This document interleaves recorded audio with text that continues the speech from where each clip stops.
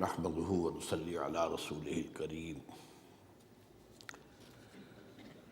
اما بعد فقد قال الله تبارك وتعالى كما ورد في سورة المائدة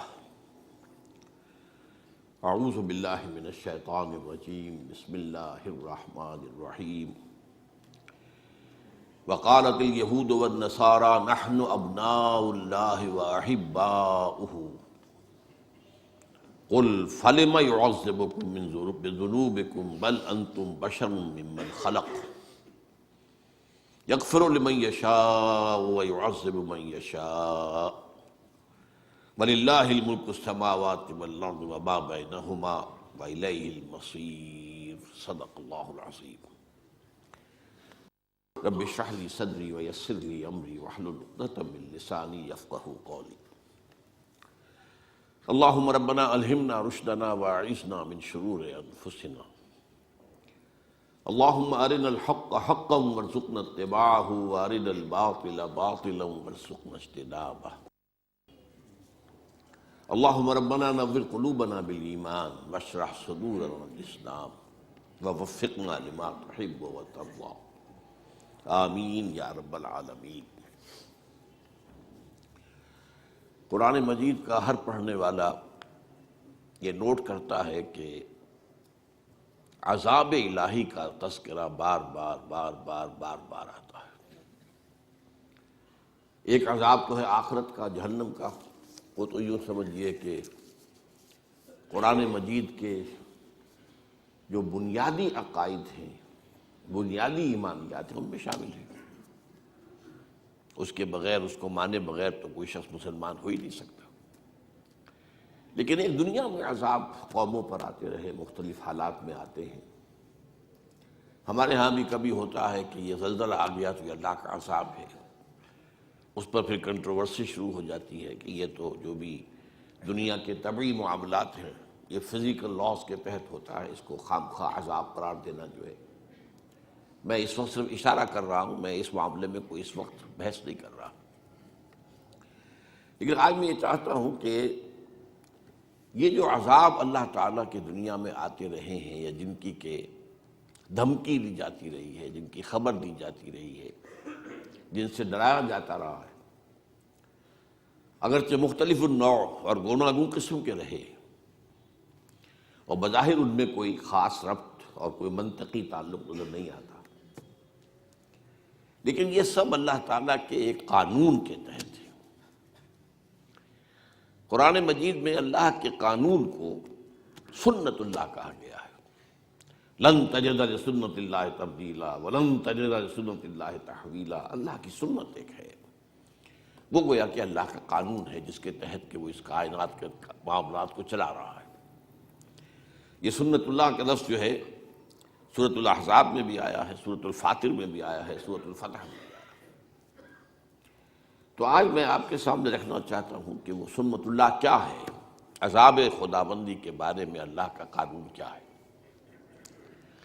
اب یہ قانون بھی قرآن مجید میں کہیں ایک جگہ بیان نہیں ہوا ہے، اس کی دفعات جیسے کہ ہماری قانون کی کتابوں میں ہوتی ہے، دفعہ اتنے دفعہ وار اس کی ترتیب ہو، یہ نہیں ہے۔ قرآن مجید کا انداز یہ ہے ہی نہیں۔ قرآن مجید میں آپ کو معلوم نماز کا حکم تو آیا بے شمار مرتبہ، وضو کا کہیں آ رہا ہے، تیمم کا کہیں آ رہا ہے، رکوع و سجود کا کہیں اور تذکرہ ہو رہا ہے، قیام پر کہیں اور زور دیا جا رہا ہے۔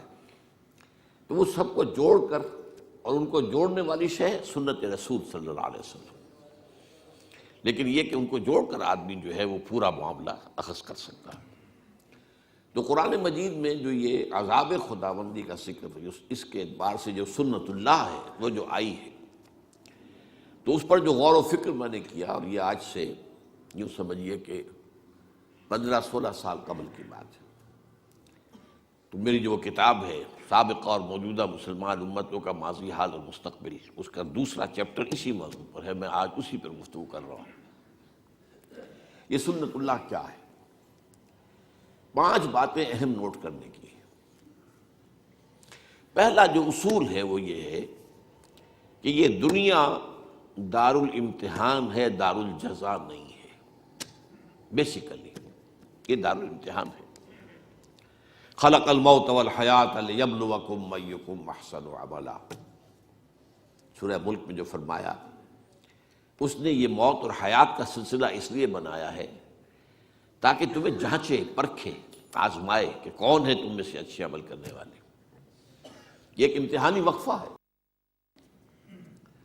یہ بات ذہن میں رہے کہ قرآن مجید کی روح سے انسان کی زندگی جو ہے وہ بہت طویل عمل ہے، بہت طویل عمل ہے، بہت طویل عمل ہے۔ وہ جو اقبال نے کہا ہے کہ تو اسے پیمانہ امروز و فردا سے نہ ناپ، یہ آج کل پرسوں، یہ 7 دن میں ہفتہ ہو گیا، پھر مہینہ ہو گیا، یہ پیمانے کیا ہے؟ انسان کی زندگی ان پیمانوں سے ناپی جانے والی نہیں ہے۔ تو اسے پیمانہ امروز و فردا سے نہ ناپ، جاوداں پہم دواں ہر دم جواں ہے زندگی، بہت طویل ہے۔ سب سے پہلی بات تو ہم جانتے ہیں ایک یہ حیات دنیاوی ہے، ایک حیات برزخی ہے، جو آج آنکھ بند ہوگی یہاں قبر میں اتار دیے جائیں گے تو حیات برزخی شروع، وہ بھی حیات ہے۔ پھر حیات اخروی ہے جس کا کوئی حد ہے ہی نہیں، جاوداں پہم دواں ہر دم جواں ہے زندگی، وہ تو اس کا تو خاتمہ بھی ہے ہی نہیں۔ اور اس میں ایک اور بات جو لطیف ہے، جو میرا جو کتاب چاہے کہ زندگی، موت اور انسان، یہ چھوٹا سا کتاب چاہے، میرا خیال ہے 20-25 صفحے ہوں گے کل، اس میں ایک اور حقیقت میں نے بیان کی ہے۔ ایک زندگی اس دنیا میں آنے سے پہلے ہم گزار کے آئے،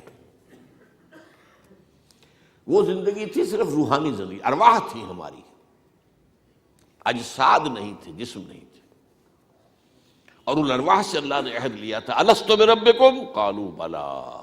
اب ظاہر بات ہے کہ جن سے عہد لیا گیا ہے وہ کوئی معدوم شے تو نہیں تھی، وہ کوئی مردہ شے تو نہیں تھی۔ عہد تو ہوتا ہے، آپ کہتے ہیں میں بقائمی ہوش و حواس اقرار کرتا ہوں، تو بغیر کسی ہوش و حواس کے عہد کا کوئی سوال ہی نہیں۔ تو ایک زندگی ہماری وہ تھی جو اس دنیا میں آنے سے پہلے ہم گزار چکے ہیں۔ اسی کو قرآن مجید میں سورہ مومن میں جو بیان کیا گیا ہے، یہ پھر اس میرے کتاب سے کوئی آپ پڑھیں گے تو بات پوری سمجھ میں آئے گی کہ جہنمی جو ہے نا یہ فریاد کریں گے، ربنا امتنا اثنتین واحییتنا اثنتین فاعترفنا بذنوبنا فہل الی خروج من سبیل۔ اے اللہ تو نے ہمیں 2 مرتبہ مارا، 2 مرتبہ زندہ کیا، تو اب یہاں سے نکلنے کی بھی کوئی شکل ہے کہ نہیں؟ 2 مرتبہ مارا، اور مارا پہلے ہے، امتنا اثنتین واحییتنا اثنتین۔ وہ ارواح کی تخلیق کے بعد ہمیں سلا دیا گیا، کولڈ سٹوریج میں رکھ دیا گیا، وہ پہلی موت تھی۔ پھر رحم مادر میں جب میرا حجولہ تیار ہو گیا 120 دن میں، پھر میری روح وہاں سے لا کر داخل کی گئی، اب یہ حیات دنیاوی شروع ہو گئی۔ پھر موت ہوگی تو یہ جسم میرا جہاں سے آیا تھا وہیں جائے گا، وہ تو زمین سے آیا تھا، منہا خلقناکم وفیہا نعیدکم، لیکن وہ روح جہاں سے آئی تھی وہاں جائے گی۔ انا للہ و انا الیہ راجعون۔ اور وہ حیات اخروی ہے جس کی کوئی انتہا نہیں۔ تو اسے پیمانہ امروز و فردا سے نہ ناپ، جاوداں پہم دواں ہر دم جواں ہے زندگی۔ اس میں سے یہ وقفہ تھوڑا سا کیا ہے، ایک موت پھر زندگی پھر موت۔ یہ کیوں؟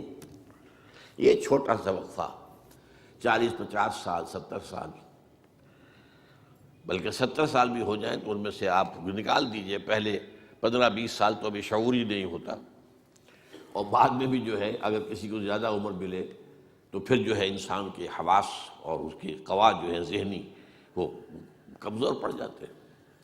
تو یہ تھوڑا سا وقفہ ہے، یہ گزر حقیقت یہ ہے ایک امتحانی وقفہ، کہ ایک 3 گھنٹے کا امتحان ہوتا تھا جو ہم دیتے رہتے تھے بیٹھ کر، ایک 30 سال کا 30 برس کا امتحان ہے، اس میں امتحان ہونے کی حیثیت سے کوئی فرق نہیں۔ بہرحال اصل بات کیا تھی، یہ دنیا اصلاً دار الجزا نہیں ہے، یہ دار الامتحان ہے۔ البتہ محاسبہ اخروی کا جو پہلا مرحلہ ہے، جب بات اصل جو آئے گا محاسبہ، وہ تو آخرت میں آئے گا، وہاں معاملہ یہ ہوگا کہ پہلا مرحلہ یہ ہے کہ تمام امتوں پر اس کے رسول جو بھیجے گئے تھے وہ کھڑے ہو کر ٹیسٹیفائی کریں گے کہ پروردگار تیرا جو دین، تیری ہدایت ہم تک آئی تھی ہم نے پہنچا دی تھی، فَكَيْفَ إِذَا جِئْنَا مِنْ كُلِّ أُمَّةٍ بِشَهِيدٍ وَجِئْنَا بِكَ عَلَىٰ هَٰؤُلَاءِ شَهِيدًا۔ اس کے بعد پھر انڈیویجول معاملہ ہوگا۔ اخروی حساب جو ہے اس کا پہلا مرحلہ اجتماعی ہو گیا، لیکن وہ صرف محاسبے کا نہیں، اتمام حجت کا ہے کہ دیکھو تمہارے پاس ہمارا دین پہنچ گیا تھا، ہمارا پیغام پہنچ گیا تھا، اب بتاؤ تم نے کیا کیا۔ لیکن اس کے بعد ایک ایک شخص کا حساب ہوگا، پھر اجتماعی نہیں ہوگا کہ فلاں پیر کے مرید چلے جائے راستہ کھلا ہوا ہے، اور فلاں جو ہے کوئی دینی قائد جو ہے اس کے ماننے والے چلے جائیں، ان کے لیے یہ دروازہ کھل نہیں۔ انڈیویجول کلہم آتی ہے یوم القیامت فردا، جو بھی آئے گا قیامت کے دن اللہ کی عدالت میں کھڑا ہوگا انفرادی طور پر۔ تم بتاؤ تم نے کیا کیا، تمہیں ہم نے یہ دیا یہ دیا یہ دیا۔ اور آپ کو معلوم ہے، یہ کئی دفعہ میں نے بات واضح کی ہے، ہر انسان کو اللہ نے برابر چیزیں نہیں دی ہیں، کسی کو زیادہ دی ہے، کسی کو کم دی ہے۔ کوئی پیدائشی طور پر جو ہے بہت ذہین ہے، کوئی اتنا نہیں ہے، یکون ذہن ہے ہوتے ہیں، کوئی پیدائشی طور پر جسمانی طور پر کمزور ہوتے ہیں، کوئی پیدائشی طور پر قوی ہوتے ہیں۔ پھر حالات مختلف ہیں، کہاں پیدا کیا۔ ظاہر بات ہے کہ جینز جو آپ لے کر آ رہے ہیں، میں لے کر آیا ہوں، وہ میرے اور ہیں، آپ کے اور ہیں۔ اور پھر یہ کہ جس ماحول میں میں پلا بڑھا ہوں وہ اور تھا، آپ جس میں پڑے بڑے وہ اور ہیں۔ یہ گیون ہے انسان کے لیے۔ اب اس میں مزید گیون کیا ہے، تم تک میری ہدایت بھی پہنچ گئی تھی، اب بتاؤ تم نے کیا کیا۔ فَكُلُّهُمْ آتِيَ يَوْمَ الْقِيَامَةِ فَرْدًا۔ یہ معاملہ ہے اخروی حساب کا، جبکہ انفرادی طور پر ہر شخص سے معاملہ ہوگا۔ البتہ قوموں اور امتوں کا معاملہ ذرا مختلف ہے۔ قوموں اور امتوں کا حساب اس دنیا میں ہوتا ہے، وہاں معاملہ قومی سطح پر نہیں ہوگا، انفرادی سطح پر ہوگا۔ ہو سکتا ہے کہ کوئی شخص محمد کا امتی اس کے ساتھ ہو اور وہاں اسے جہنم میں ڈال دیا جائے۔ کیوں؟ تمہارے دل میں ریاکاری تھی، بات ختم۔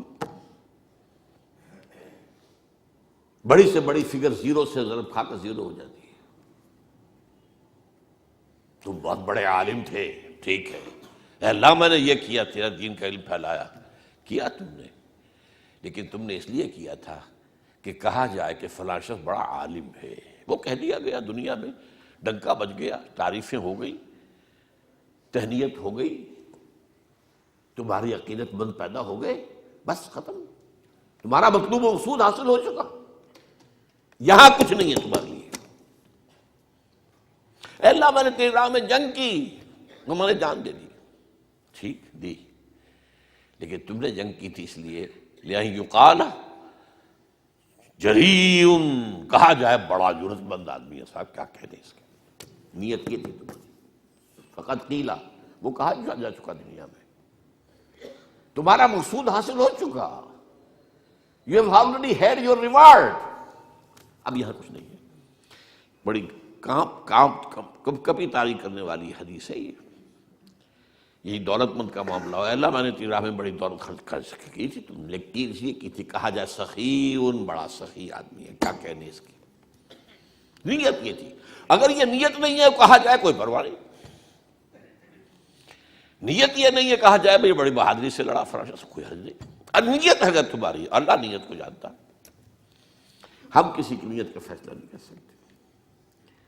تو معلوم ہوا کہ وہاں تو معاملہ جو ہے ہر ایک کا ایبسولیوٹلی انڈیویجول ہے، قومی نہیں ہے، جماعت کی نہیں، فلاں جماعت کے ارکان چلے جائیں بھائی دروازہ کھل گیا جنت کا، نہیں بھائی، اس جماعت کے ارکان میں سے ہر ایک کا معاملہ علیحدہ اسس ہوگا، یہ پرسنل اسسمنٹ ہے۔